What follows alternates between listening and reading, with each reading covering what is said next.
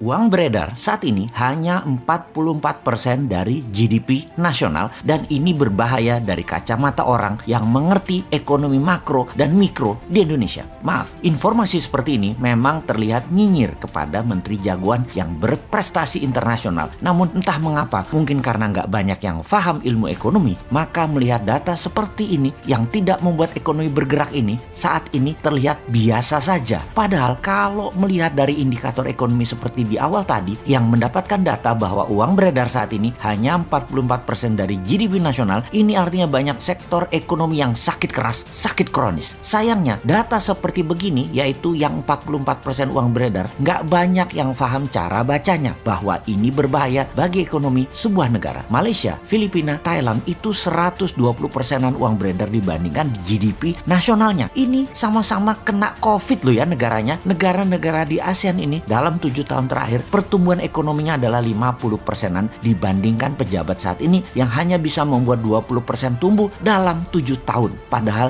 niat dan janji sucinya dulu 50%-an tumbuhnya dalam 7 tahun karena setiap tahun katanya ekonomi harus tumbuh 7%. Dan kalau semua itu tercapai tumbuhnya 50%-an. Ini harusnya ya 50%-an dalam 7 tahun. Ternyata tidak tercapai, hanya 20%. Dan untuk menutupi kegagalan tersebut, maka strategi yang dilakukan oleh yang katanya jago ekonomi dan keuangan negara tersebut yaitu menggunakan FDI, Foreign Direct Investment. Oke, bolehlah strateginya. Sekedar mengingatkan di mana nanti para new mind kalau berkuasa beda strateginya. Pakai DDI, Domestic Direct Investment. Pakai kekuatan kita sendiri dalam negeri, anak bangsa. Saat ini oleh old mind, anak bangsa kekuatan sendiri tidak dipercaya. Bahkan 4L sering mengatakan Indonesia belum mampu, jadi perlu orang Tiongkok. Heran ya, kok anak bangsa diejek tapi oleh fansnya nggak ada yang mencela atau yang kecewa. Oh lupa, punya pasukan buzzer yang selalu meluruskan hal yang bengkok dengan narasi. Bener deh, sangat jelas kalau strategi sekarang adalah cinta asing. Karena itu dipilih investasi FDI. Sekali lagi, namanya juga keputusan orang populer. Semua dilakukan terlihat benar lah. Sampai suatu hari piring kalian kosong,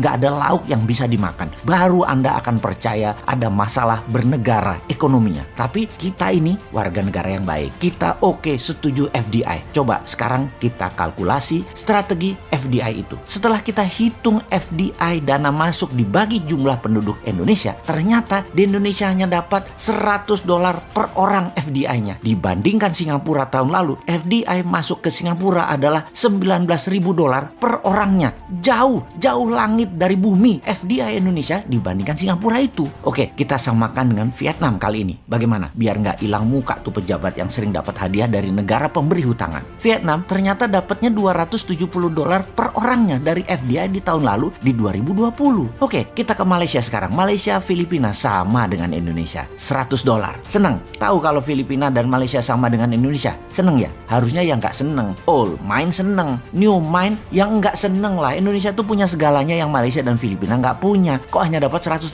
Lalu apa strateginya? Ya kembali ke klasik. Karena old mind bisanya cuma satu, yaitu hutang lagi. Oke, mau lihat dari kacamata mana indikator ekonominya sekarang? Bagaimana kalau kita lihat dari pertumbuhan kredit? Tiap tahun harusnya kredit disalurkan itu tumbuhnya 15% dibanding tahun sebelumnya. Di mana 15% itu pasti akan menumbuhkan 7%-an ekonomi. Namun, beberapa tahun belakangan ini kredit hanya 2-3% pertumbuhannya. Ya bagaimana ekonomi mau tumbuh 7%?